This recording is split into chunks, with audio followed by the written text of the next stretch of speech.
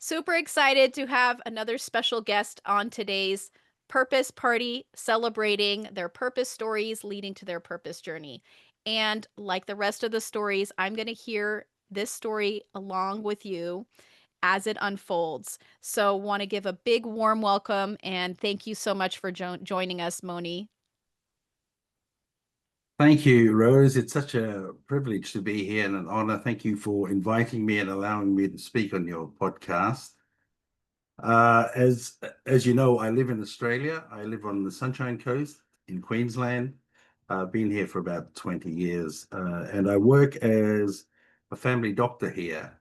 I also work in international sport, and that's my personality needs variety, so that's what keeps me going. And there's a bit of ADHD thrown in there, and so I need that variety to keep me going. So the weightlifting, which I used to compete in many years ago, which is what they do in the Olympics, the snatch and clean and jerk.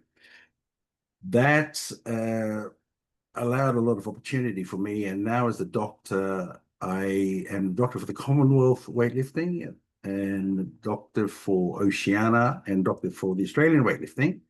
And I'm also on the International Federation Medical Board. So yeah, so that's the side thing. But beyond that, I'm a general practitioner, as they call it here.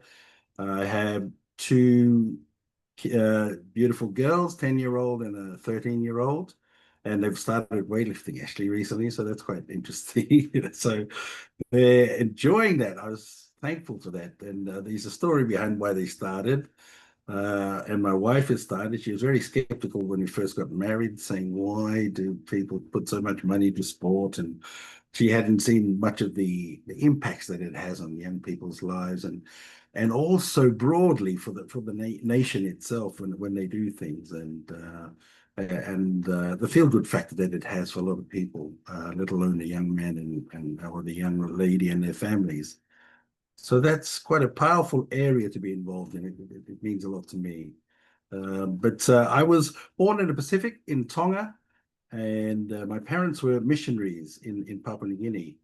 And then I ended up in England later on. I was there for about 12 years, and now I've been in Australia for 20 years. But I'll share more of that shortly. All right, awesome. Well, like without further ado, so we're going to go into your purpose story from the first moment you had that aha moment of, hey, something's got to change. I need to start taking some steps and just take us on your story through till today of your purpose. Yes, the purpose story probably began when I was a child, and my father was a highly driven missionary and had a great sense of purpose and vision. And my mum always looked worried because she was the opposite in the sense that she supported him, but she was the one who dampened things down and said, you need to slow down, you need to slow down, and thank heavens for her, because behind every successful man, as they say, is a woman, and thank God for that, and I know that for myself. So on that journey, we were probably I'd learned to play the guitar, and then we used to sing songs. There was four brothers and one sister. And we started singing, and then next thing, Dad decides that we have to start singing at church. And it was the most scary experience ever, but we did it. And then we became a quartet and traveled singing in different parts of this region, and here in Australia, in Papua New Guinea, in Tonga, different countries where in New Zealand, wherever Dad preached, we were singing. So sometimes we were so fed up we'd hope he'd forget to announce that we were singing, but it was just that was important because it then made me a lot more confident in being out there and performing. And then throughout school, there was that leadership quality that I had, and people liked it when I spoke, and told me. My father even said, "I think you speak very well when you get out there," but there was some ADHD type issues in the background, and lack of confidence, and allowing things to flow. That was the problem that I had. But when you sing, it flows. You have the words in your head, you have the guitar, and it all flowed. So I went on to then do medicine, and I worked in Papua New Guinea and I worked in Tonga. And at that same time, I got into weightlifting. I played rugby and things like that.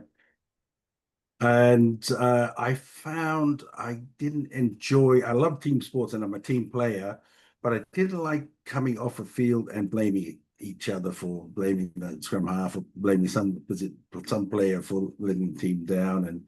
And I thought, you know what, I want to find a sport where I come off and I'm responsible. Accountability is me. That's it, done. And then I found it. I boxed for a year, and then I started weightlifting early, left it, and came back to it.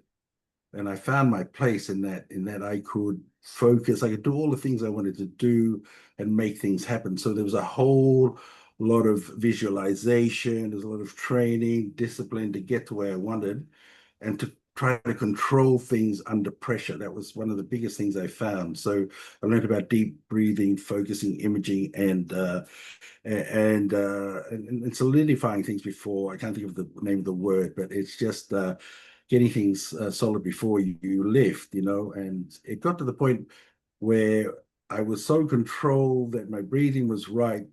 I could hear my coach shouting, but he seemed to be 10 mile away or something. He was shouting, you've only got so much time. Come on, lift the weight. And people are going, come on, Moni. But I was in such a good place. The only thing that was prominent was my heartbeat.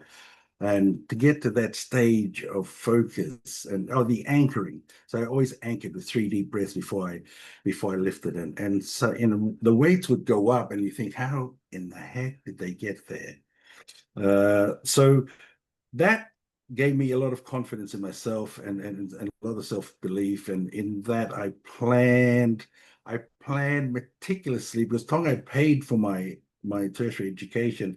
I planned meticulously how to get out of the country basically early rather than having to wait the 3 years. So I ended up bringing a champion into Tonga to train me up, and then I won what I needed to win under a lot of pressure. And that got me out of the country with the approval of the Minister of Health.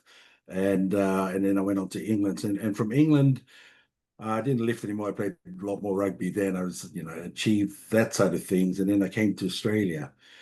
And mainly, and then throughout my career, I started to notice that the more I was me in the consultation room, the better I related to people. So they train you up and you got to be this and be that and, sum it all up. And, all that's great advice, but you got to be you, got to be authentic, when people came in and if I could make them feel comfortable when they came to see me, then I'd achieved a huge thing, So I've got one-liners that come out all the time. If it's a bloke, I'll say, "Hey, how you doing? Wife giving you a hard time, eh?" And what a shock to their face. They go, "No, no, yes, they are. Yes, she is." And I'd go, "Yeah, me too, mate. I can't help you there, but at least we got some sort of common ground. But it would break the ice, and it's all these little quips that I do. That was me. That was authentically me. The young kids come in, and I fist bump them or high five them, and you see them smile, you see mum smiling, thinking, God, I found a great doctor. Just they worry because the relationship with the kids and everything like that is so important for them, so we can get things done. And they're happy to come in. They're happy to come in, and that's big. And I remember a colleague said to me a few months ago, Moni, all I ever hear is laughter from your room. And I thought, well, that's true. I think we just got to lighten up a bit. People got to lighten up. And I laughed the other day. I said to a girl who was struggling a bit, she was crying. So I tend to read people's eyes really well. And I looked in her eyes and I said, yeah, before you go, I mean, can I just tell you what I see? And I told her I saw that there was a lot of problems going on, and then she started to cry.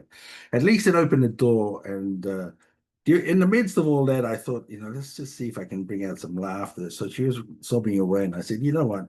I see your profile on Facebook, and I can imagine that it's complicated. And she just didn't know what to say, and then suddenly she burst out laughing. She goes, "You are so funny," and uh, and I said, you know what? If I have people leaving here for whatever reason, but they leave better than when they came in, I think I've achieved something. Don't you think? She goes, well, that's exactly right. But anyway, so that's my style. And then I had some interesting cases come in over time, and I thought, and there was one aha moment when a brother came in. I called this guy, and then he came, but his brother was leading him in, and he said, "Come, come, come, come, come. The doctor's door is here. Come, come." And his brother was just raving away and mumbling. And so let's just call the patient James and the brother Jim and or Jake. And so the younger brother was the one who had problems, and he sat down.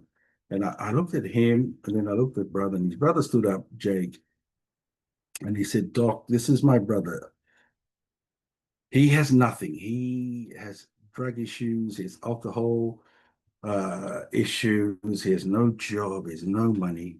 And last night was his ninth attempted suicide. And then he started to choke a bit, and he said, I can't afford to lose him, Doc. I can't afford to have him lost. I'll do anything to save his life." And then his brother James, the patient, cut in and said, "Well, no one loves me. There's no hope for me. There's nothing I can do anymore. And when I get drunk and I'm on drugs, I go and kneel on the highway and I put my head down and wait for a car to hit me." And I said to him, and then what happens? And so people were swearing and telling me get off the road and tooting their horns and all, avoiding him, trying not to hit him. And so in 9 times he tried that, and thankfully it never happened. So then the emergency team was called, and they take him into hospital and try to sort him out. But his brother couldn't stand it anymore and pulled him out, got him from the hospital in the morning, and brought him straight to me because all the other attempts he never wanted to come in. So once his brother sat down, I said to James, "Look at that. You say no one loves you. The emergency team came out because they care for you. They came, they had to stop the traffic, they took a risk to come out on the road and pick you up. They care. That's what they do. You're not alone in this all." And then I said, "Look at your brother, look at the love he has, look at the pain that he has in his eyes. And he will die for you. He'll do anything for you. So don't feel as though you're unloved, because you are loved and you are cared for, and he'll take care of you." And then we went on to organize things for him, and I told him I'd review him soon. I'm going to work together, and that's where I gave that hope. And then I hadn't seen him for a while, and so it took about it was I think a month or 6 weeks, and then I saw his name pop up, and I thought, right, I wonder how far, because it's very difficult these sort of situations to deal with it, as you know. And so I called him, and I went down the corridor to wait for him. And then I waited for the same picture to happen with him being dragged in. And suddenly around the corner comes this man who's muscled. He's got a mustache. He's cleaned up and came on his own. And he looked at me and went, "Whoa, look at you." And he said, "Ah, oh, thank you, Doc. Thank you." And I said, "Wow." So when I sat him down, I said, "Tell me what happened." And he said, "I got hope when I came and saw you. And then I stopped drinking, I stopped drugs. I've got a new bunch of friends, and I stopped smoking. I've got work. I've got my license back, and now I want to go into a relationship." It was such a powerful story. I thought, wow, look at that. And that was the moment I thought, I need to get out there, and there's a lot of people like him. There's a lot of people with other chronic issues that need help in terms of just trying to give them hope. And that what came out of that was that the three things that I wanted to focus on, and that was hope and a change of perspective, and then taking action to move on. And so that's where the change was for me. And hence I started looking around at speaking initially, and then the coaching issue came up too. So so that's what I'm working on now, and I'm working with the speaking coach. And then I'm with also looking at doing courses too, and the tiny challenges, as you know. And so initially, I thought the appeal would be to work with young men like himself, and my, we were trying to work out a topic with Kaylee the last time, in the first time I spoke to her, and my wife was sitting with me, Jackie was sitting with me, and we are trying to work out things, and she said she because I was often you come in, and I know you know this, that you come in and you want to save the world, and then they say, no, no, no, you got to hone it down. I think, hone it down to what? It's got to be really specific. And I said, well, I could work here, could do this, could do that. No, no, no, And then Jackie spoke up and said, well, Moni, there's a lot of young men who just want to come sit and spend time with Moni, and then I thought, yeah, that's true. And so we talked about that, and we thought that maybe that's where I should go into, young men, and talk about hope and perspective, and taking action. So, and then I noticed that at church when I spoke, the young men liked it and would come to talk to me about things afterwards. And I talked to one of the leaders with a big young men group, as it were. And I said to him, maybe I want to do this coaching of coaching men. But as we have it, I went back to Dale, and she said, well, I have to think about things, Moni. I think maybe you should be talking to leaders. And I thought, so I think that came, no, so first he said she wasn't happy with the young man thing, because we were talking about doing something better, just that there seemed to be a lot of young men nowadays who were just lost, just lack of direction, and things like that. And these reasons, as we know, like broken homes. But she said, we started to talk about what I did as a doctor, and how I, took history and then examined people, and then talked about a plan and working together to get a desired goal. And then she said, I think I've got it.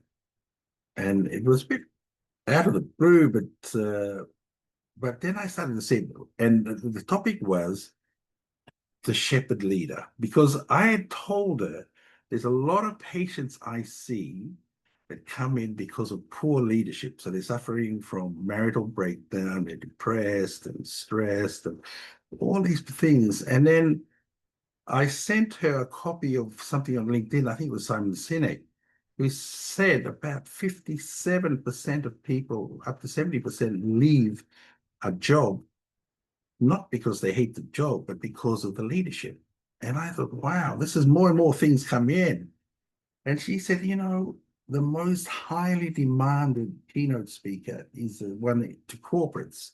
And if you come in as the shepherd leader with the concept, which I've looked into more and more, I thought, wow, now there's a change. You know what I mean? And I thought to myself, when I see this, when I told her about what I see in my practice, she said, there's your starting line, there's your starting paragraph. And, the stats, 50 to 70% leave work because they're not because of poor leadership. So, that's God for you. Suddenly it's all changed. I think I fear a little bit about this, because it's just getting into that space, you think about going and talking to leaders and that sort of thing. But then again, when I see a lot of these people as my patients, so it doesn't really matter at the end of the day. You just get out there and speak from the heart, and what you've experienced, one, the consequences of poor leadership, and then how can we change the leadership, into a new story with combining how the picture looks in the long run. And they're great examples of people who have led in that fashion. And the impact has been generational. It's just massive. So that's where I am at present. Oh, I can't hear you. I think your mic's off.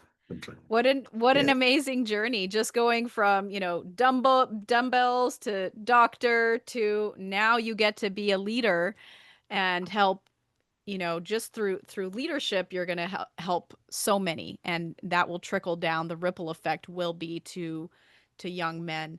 But I love that um really you exemplified what we need in leadership, which is care and empathy, and laughter is the best medicine. So if you can pass that along to other leaders, you gave that to your clients and you could see how it shifted and sparked their lives.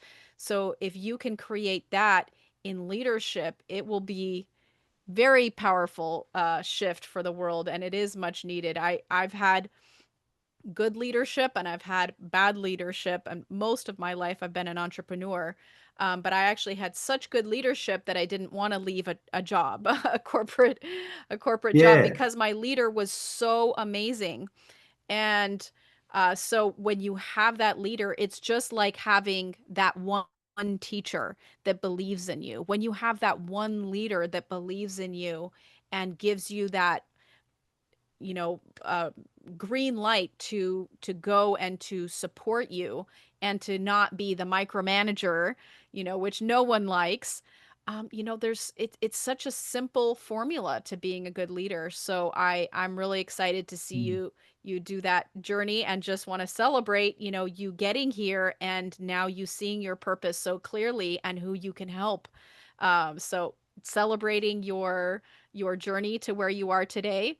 What would you say are some of the values that you hold really deeply? Yeah, it's a interesting question because I talk to young people and they're probably going through university or trying to find their place in terms of jobs and things like that. And I say to them, this is such a crucial question that you ask. Or the scenario I put to them is when all the CVs are equal on the table, they'll turn to you and say, what do you bring? And like you say, what are your values? And so thankfully, my wife, I remember when I was younger, they would say, what do you bring? And I was thinking, well, I'm a nice guy and, make people laugh. But you have to qualify that, you know what I mean? My wife is a Gallup strength coach. So my deepest things my top five, mate, belief, positivity, empathy, connectedness, and harmony.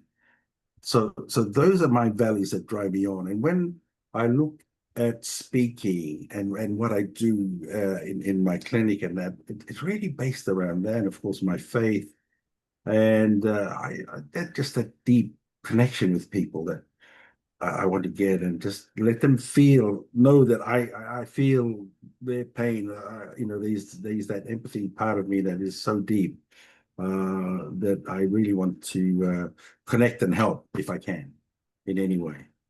Absolutely.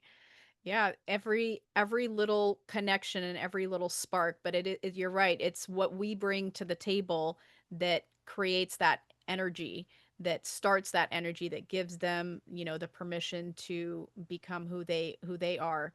So that's absolutely amazing. What would you say is your vision for this leadership? Like, what would the ideal leader look like, and how can they start today if someone is in a Yeah, position with a leader that is not where they want to be? What is something that they can do also? yeah, that's a great question, and I think if you look at the like what we consider the characteristics of a shepherd leader was, right? So for example, one, care and compassion. They have concern for the people's well-being. They have they guidance. They lead by example, and and they lead them down the right path, to make sure that they get the best. They're protective, they guard against harm. They're willing to sacrifice and put themselves out for others.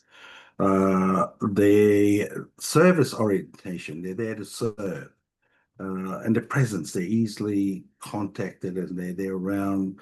So they're there for you. Patience and gentleness, vision and direction, accountability, they're responsible for the team's well-being, and just empowering people. So giving people jobs, but also working towards empowering them to be possible leaders in the future. And then if you compare it to just maybe a authority-driven position, leader, general leader who's authority-driven, goal-orientated, just working KPIs, transactional, do this, get that, and not really down at the level of the team. Efficiency-minded systems. There's a distance. There's not openness. They're a bit aloof and detached. Delegation with control, giving tasks, demands, and there's a tight oversight over things. Competition-orientated, personal or organizational advantage. Change, imposing self-preservation to keep his job. Uh, and motivation through possible punishments or external pressure. That it's almost a total opposite, that negativity. So then the combined, and I did a list of the combined, and you're getting people who have that purpose-driven type leadership, but also with all the issues with care and compassion and guidance, and that mixed in. So that'd be the perfect type situation. I think. Yeah, I love that the shepherd leadership. I feel like that's such a, it's a spiritual leadership really. You're helping them on Yes. their journey within, and it's a lot bigger and such a stark difference from leadership of KPIs and all the just superficial superficial things. So really Yes. being able to shift a leadership from, yeah, kind of head to heart, really, instead of just thinking, okay, what do we need to get done today? It's like, okay, what can we shift within ourselves to make this a better place, make, really at the end of the day, it's all about service. How the best leaders are the best servants. They don't try to prop themselves up. They try to prop other people up. And yeah, I've seen where the opposite has happened, where I was in a situation where I saw the leadership was tearing everyone down from the top, and it was so it was something that, like, you can take a bad apple out of the situation. Well, when it's the leadership, there's nowhere to go. So the only way is to take yourself out of that. So seeing a leadership, and, for companies to recognize that and see what the difference is. And I was working for a $1 billion company, and they took out this amazing leader and put in someone with absolutely no soul. And the result of that was people started dropping out left and right like flies. And so Wow. it is so important what you're doing. I can't even, we all have our experience of leadership and what it means to us. And so I can really vouch and just say that, yeah, I'm really excited to hear you on this journey to help those leaders shape what true leadership means. And yeah, that's an amazing gift that you're going to be doing, and very great vision for that. No, thank you. And it's great because, having just discovered this over the past week or so, you know what I mean? You think, Because I was talking to one of the participants, one of the inner circle group today, and we kind of connected because we got put into one of the rooms, and it was interesting because we couldn't help it. We're supposed to stick to the scripts and where are you and what are you doing and don't coach. But I saw such a huge opportunity what she was doing. I said, "This is what you should do." And she goes, she was writing down all these things. So we connected at that level. But then when she became the coach and then she heard me, I'm saying I'm more definite now than I was like maybe 5 hours ago because she said, "You're wavering money, and I said, and then I thought about it later because I was saying I still was on the idea of shepherd leadership, but then I started talking about teachers and parents and things like that, instead of saying, no, we're going for corporate, we're going for leaders. And all that will filter out later, you know what I mean? In a sense, just start, do your niche and then everything will fit. It's not as though you have to worry about that. You just need to do something and do it well and be the authority on that and then work it from there. So it's interesting what a few hours can do in terms of honing in and then to hear you speak and say, I've been there and done it, and I can see where this fits, because Dale saw it, and then I thought, yeah, yeah, that's a great idea. And I had to explain to my wife because she'd done a lot of leadership training herself at a high level. She goes, I don't know what it's about. Then I told her, then she went, oh, and Dale had looked and she said, there's nothing like it out there. No one's talking about shepherd leadership. And it's a space, and that's God, and if it's a Christian thing, throw in Jesus as the shepherd and that, but there's lots of examples, and I thought, yeah, and I started to think about coaches and things like that that I'd known. There was one who coached the New Zealand rugby team, and what was the difference between him? How did he get the best? But he knew each player by name. He knew their wives by name.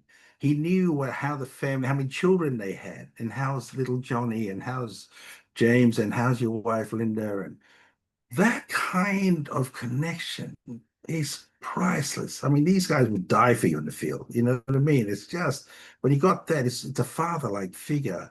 Alex Ferguson was a famous Manchester United, if you follow soccer or football, as they call it in England, but it was trophy after trophy after trophy at the highest level. And they said, what makes this guy so different? It was the same thing. He was a bit more, quite bossy, for want of a better word. But yeah, but that gentle side of him allowed him to communicate with the wives and the girlfriends and the family. And that connection, like I say, it's powerful. That shepherd type leadership is just, it's it's life changing. And again, the company benefits because a better team that works happy, you don't have to you don't have to teach nothing no more. These guys will work for you and make sure that they pump out, 150% or 200%. Yeah, it fits really well. Yeah, thank you so much, Moni. What I'm hearing from that is also, um, people don't care what you know until they know that you care. So just showing those little bit of Love humanity, that. that little bit of connection with someone that they feel heard, they feel cared about, and then they feel inspired. And Mm. then the result is people, like you said, they'll die for you. They'll create that. When I had a toy store in Santa Barbara, and I was 24 years old, and Wow. my manager, she came in and she's like, I want to work for you. And she came in 3 times before I was even hiring. And she was I just loved her energy and her values. And so I hired her as she was my store manager for 5 years. And throughout that time, people would come in the store, and they would start asking her questions. And then she's like, oh, no, no, I'm not the owner, that's the owner. And after the first time, I said, no, I don't want people to think I'm the owner, because um I'm young. They won't respect me. Like, they come here, they automatically think that you're the owner. Let it be. Let them have that. And over the next 5 years, we created a family. I mean, there's no, I didn't see it as I was the boss. And, I had an assistant manager for 3 years. She was my manager for 5 years. And, that connection was so valuable. And, I felt like anytime I would do anything for her, she would do anything for me. So it was a reciprocal way of being. And that's really where I learned my leadership, just from having her as my, even though I was her boss, I learned so much from her.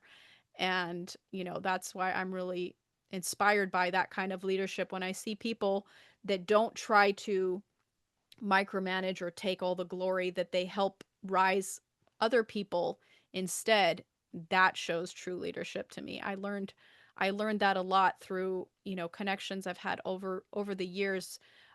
One person, he would always, every time he would meet someone and introduce them, he would always be a raving fan. He would say, this Mm. person is amazing because of this and this and this.